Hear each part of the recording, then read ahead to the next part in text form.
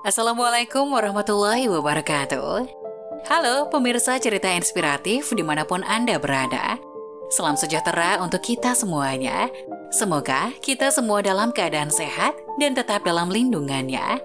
Kembali lagi dengan kami di channel Cerita Inspiratif, di mana kita akan berbagi kisah-kisah inspiratif penuh makna untuk Anda simak.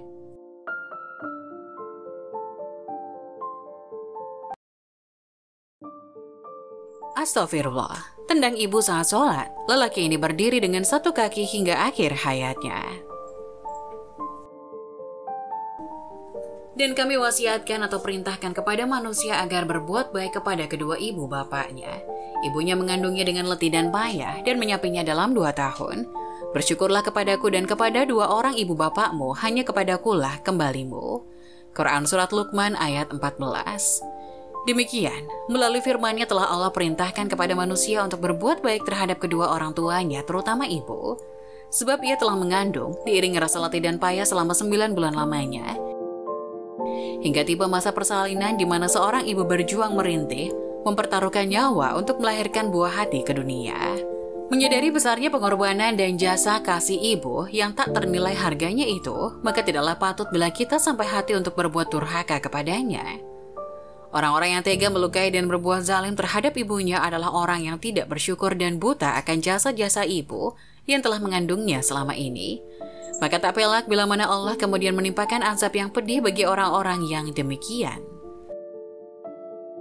Kisah-kisah nyata mengenai orang-orang yang telah berbuat durhaka terhadap ibunya telah banyak kita saksikan dalam sejarah. Sejak zaman Rasulullah hingga zaman modern sekarang ini, umumnya mereka pada akhirnya tertimpa suatu kenelangsaan yang menyedihkan. Itulah balasan yang Allah timpakan terhadap mereka. Seperti salah satu kisah yang terjadi di sebuah pinggiran kota Medan, Sumatera Utara berikut ini. Sebut saja Ramli yang tinggal bersama istri dan 6 orang anaknya di sebuah kampung di Sumatera Utara. Salah satu anaknya memiliki wajah yang tampan, yakni bernama Rasim. Menurut penuturan sahabat karibnya sejak kecil, Ustadz Hasmar Manan, Rasim tumbuh sebagai umumnya anak laki-laki lain. Ia ikut belajar sholat dan mengaji bersama. Saya ini temannya sejak kecil, kami sekolah dan mengaji bersama. Kebetulan di dekat rumah kami ada sungai, sehingga kami sering berenang ke sana. Dia pandai berenang. Cerita Ustadz Hasmar Manan iwal sahabat masa kecilnya itu. Hingga menginjak usia dewasa, Rasim dikabarkan telah belajar ilmu kanuragan atau ilmu kesaktian. Menurut cerita yang berkembang di masyarakat, ilmu yang dipelajarinya yaitu ilmu perempuan. Hal ini tak pelak telah membawanya pada banyak perubahan yang agaknya kurang lazim. Bagaimana tidak, ia sering terlihat memakai bedak dan berdandan secara tak wajar. Sesungguhnya Rasim sendiri telah memiliki roman tampan dan gagah. Akan tetapi dandanan di wajahnya yang begitu mencolok dan kurang selaras dalam ukuran orang kampung tersebut membuat masyarakat setempat merasa terheran-heran. Selain daripada itu, bahkan Rasim juga berubah menjadi lelaki yang memiliki perangai pongah dan sombong. Ia kerap kali marah dan bersiul-siul tatkala melihat orang yang melintas di ladang. Celakanya ia juga marah ketika mendapati orang yang lewat di depannya tidak menunjukkan rasa hormat kepadanya. Menurut masyarakat setempat, Rasim berguru ilmu kesaktian itu kepada seseorang di sebuah desa dekat kampungnya. Namun sayangnya, gurunya itu meninggal sebelum ilmu yang dipelajari Rasim kepada gurunya itu sempurna. Sehingga orang-orang yang membuat dugaan bahwa ilmu yang belum sempurna itulah yang merubahnya menjadi sedikit bertingkah aneh. Dan rupanya, sikap paling buruknya yang kerap kali tampak di mata masyarakat setempat adalah laku kasar Rasim terhadap ibunya. Sejak mempelajari ilmu kesaktian itu, selain gemar berdandan dan bertingkah aneh, Rasim juga disinyalir telah mengalami kerenggangan hubungan dengan ibunya. Orang-orang kampung sering menjumpainya bersikap kasar dan semena-mena terhadap ibunya yang telah tua itu. Setiap hari selalu ada saja sesuatu yang diminta Rasim, baik uang maupun makanan. Namun celakanya bila permintaannya itu tidak terpenuhi, Rasim bisa marah-marah. Ia tidak mau tahu akan kondisi ibunya. Ramli selaku ayah Rasim sendiri telah letih mengatasi anaknya itu. Ia heran akan sikap anaknya yang kini kasar dan begitu berani terhadap orang tuanya.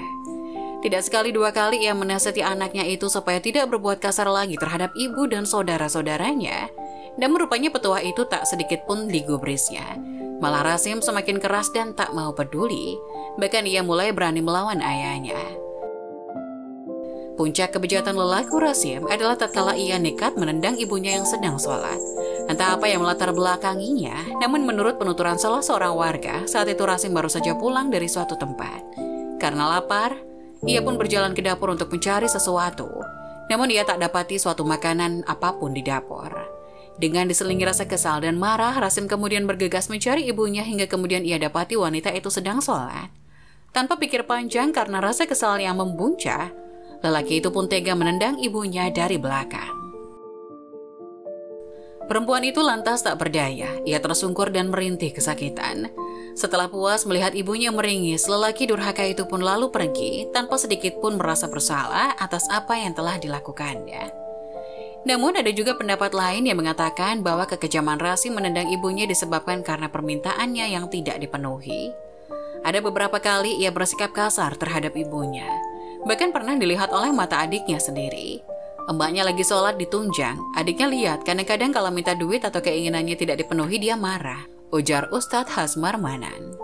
Semenjak kejadian itu, keganjilan pun mulai muncul pada diri Rasim. Ia terlihat seolah-olah pikirannya telah kacau. Anehnya lagi, ia berubah menjadi pribadi yang malu dengan semua orang. Tiap kali hendak bertemu dengan seseorang, ia selalu berlari menghindar. Hingga pada suatu hari ibunya pun meninggal dunia, Rasim semakin banyak murung dan melamun seperti kebingungan. Bahkan jikalau ada orang yang mendekat menyapanya, Rasim tidak membalas sepatah kata pun, kecuali bungkam seraya melanjutkan pelamunannya. Waktu kian berjalan, Rasim terlihat semakin menyedihkan sekaligus memprihatinkan. Lelaki berusia 30-an itu kerap kali terlihat berdiri di depan pintu seperti menunggu sesuatu. Lebih anehnya lagi, ia kerap kali terlihat berdiri menggunakan satu kaki saja. Sementara kaki yang lain ia angkat dan ia sandarkan ke kaki yang digunakan untuk berdiri menopang seluruh badannya. Jika lelah, ia pun menopang tubuhnya menggunakan kaki sebelumnya. Ia sandarkan ke kaki penopangnya. Hal ini terus-menerus berlangsung secara bergantian dari kaki kiri ke kaki kanan selama 15 tahunan lamanya. Kadang-kadang ia mengantuk lalu jatuh, tapi ia segera berdiri lagi. Ia tidak mau masuk ke rumah selama sekitar 15 tahun ia seperti itu terus, cerita Ustadz Hasmar Manan. Warga setempat heran melihat tingkah laku Rasim. Tentu saja mereka mengaitkan apa yang menimpa Rasim dengan perbuatannya dahulu menendang ibunya yang sedang sholat. Mereka beranggapan bahwa mungkin agaknya meski Rasim masih memiliki kedua kakinya yang utuh, namun sejatinya Rasim hanya memiliki satu kaki saja. Sebab kedua kakinya itu tak bisa dipakainya secara bersamaan melainkan harus bergantian. Hingga lelaki itu pun hanya bisa berdiri menggunakan satu kaki. Mungkin inilah pembalasan yang ditimpakan Allah kepada lelaki durhaka itu. Demikianlah perilaku Rasim. Tiap hari selama bertahun-tahun lamanya ia masih terpaku berdiri dengan satu kakinya di depan pintu. Ia sama sekali tak pernah beranjak dari tempat itu. Makan, minum, buang air, dan segala aktivitas lain pun ia lakukan di tempat yang sama. Akibatnya kakinya pun membengkak. Melalui apa yang menimpa Rasim, mungkin barangkali Allah hendak menampakkan kepada kita akibat dan balasan yang diperoleh orang-orang yang berbuat durhaka kepada ibunya. Hal ini bukan lain supaya kita dapat memetik hikmah dan pelajaran yang patutnya dapat kita jadikan iktibar supaya tidak mengalami hal yang sama. Kabar mengenai azab yang diterima Rasim akhirnya merebak. Hal ini sempat membuat aparat pemerintah setempat merasa malu sebab di kabupaten tersebut hendak diselenggarakan musabakoh tilawatil Quran tingkat Sumatera Utara. Dengan hal ini kemudian pihak aparat pemerintah setempat sempat membawa Rasim ke rumah sakit untuk menjalani pengobatan. Namun nampaknya sia-sia. Penyakit yang diderita Rasim tak lagi bisa sembuh hingga Rasim pun kembali ke tempatnya semula dan kembali berdiri mematung menggunakan satu kaki.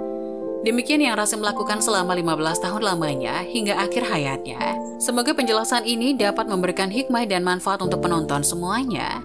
Jangan lupa like, subscribe channel ini agar tidak ketinggalan video-video bermanfaat lainnya. Sekian dari kami, terima kasih. Wassalamualaikum warahmatullahi wabarakatuh.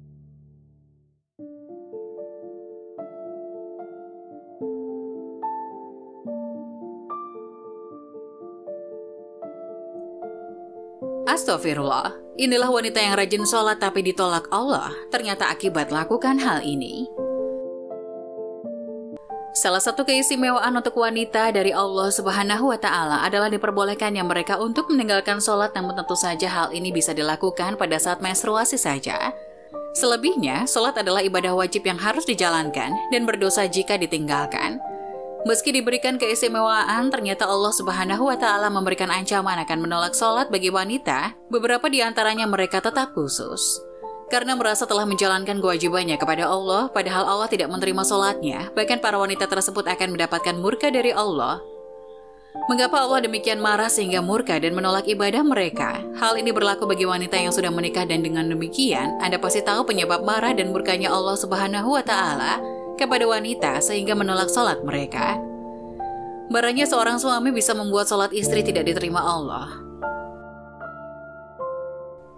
Sholatnya istri ketika suami sedang marah kepadanya akan membuat Allah murka dan sholat itu pun tertolak.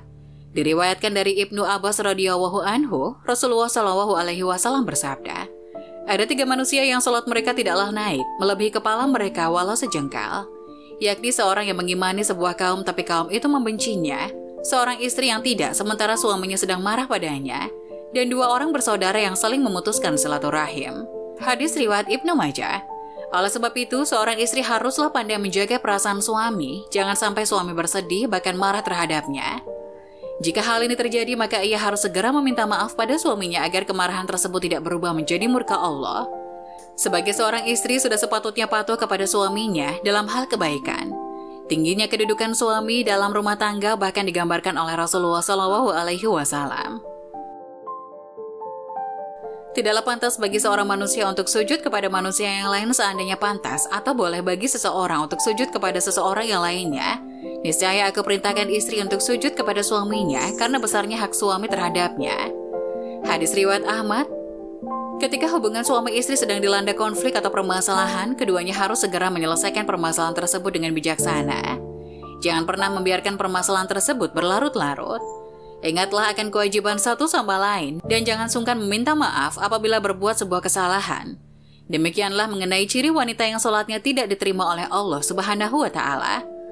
Begitu ada baiknya menghindari ciri yang demikian agar amal ibadah yang dilakukan berubah pahala, bukan malah murka dari Allah Subhanahu wa Ta'ala. Diwajibkan ibadah sholat kepada kaum muslimin mengandung akibat bahwa ketika tidak melaksanakannya maka akan berakibat dosa. Maka dari itu, bagaimanapun kondisinya, kewajiban sholat tidaklah dapat ditunda. Jika dalam perjalanan, maka Anda pun diberi kemudahan dengan melakukan sholat jamak qashar. Melihat hal tersebut, maka sudah dapat dipastikan bahwa dengan melakukan sholat, maka akan banyak pahala yang didapat, selain menggugurkan kewajiban. Namun demikian, ada sebuah ibadah sholat yang rajin dikerjakan, tapi justru beribadah dengan rutin, tentu dengan harapan akan mendapatkan berkah pahala dari amalan yang baik. Malah sebaliknya yang didapat, ternyata ada ibadah yang sering dilakukan tapi justru tidak memperoleh apa-apa. Dari niat saja, jika niat yang baik langsung dicatat amalnya, namun bisa juga sebaliknya seperti rajin sholat tapi amalnya tidak dicatat malaikat. Lantas apa penyebabnya? Rasulullah menyampaikan kekhawatiran tentang sesuatu yang di kemudian hari bisa menjangkiti umatnya. Sesungguhnya ada sesuatu yang aku takutkan, di antara sesuatu yang paling aku takutkan menimpa umatku kelak, yaitu syirik kecil. Para sahabat bertanya, apakah syirik kecil itu wahai Rasulullah? Beliau menjawab, yaitu riya. Dalam sebuah hadis diceritakan pula bahwa di akhirat kelak akan ada sekelompok orang yang mengeluh, merangkak, dan menangis. Mereka berkata, ya Allah, di dunia kami rajin melakukan sholat, tapi kami dicatat sebagai orang yang tidak mau melakukan sholat. Para malaikat menjawab, tidakkah kalian ingat pada waktu kalian melakukan sholat, kalian bukan menghadapkan ridho Allah, tapi kalian mengharap pujian dari manusia? Kalau itu yang kalian cari, maka carilah manusia yang kau harapkan pujiannya itu. Jelas sudah bahwa kualitas setiap amal ibadah berbanding lurus dengan kualitas niat yang melatar belakanginya. Jika niat kita tulus, maka tulus pula amal kita. Tetapi sebaliknya, bila niat kita bengkok, maka amal kita pun akan melenceng. Agar niat kita senantiasa lurus dan ikhlas, alangkah baiknya apabila kita menghayati kembali janji-janji yang selalu kita ucapkan saat sholat. Sesungguhnya sholatku, ibadahku, hidup dan matiku hanya untuk Allah, seru sekalian alam. Semoga amal ibadah kita semua semakin ditingkatkan, sehingga kita bisa menabung amal dan pahala sebagai bekal di hari akhir. Amin ya robbal alamin. Jangan lupa like, subscribe channel ini agar tidak ketinggalan video-video bermanfaat selanjutnya. Sekian dari kami, terima kasih. Wassalamualaikum warahmatullahi wabarakatuh.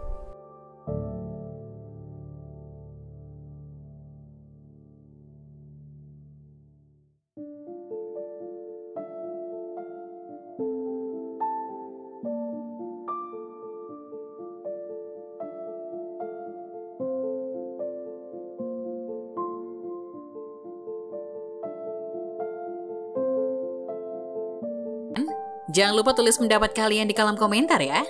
Wassalamualaikum warahmatullahi wabarakatuh.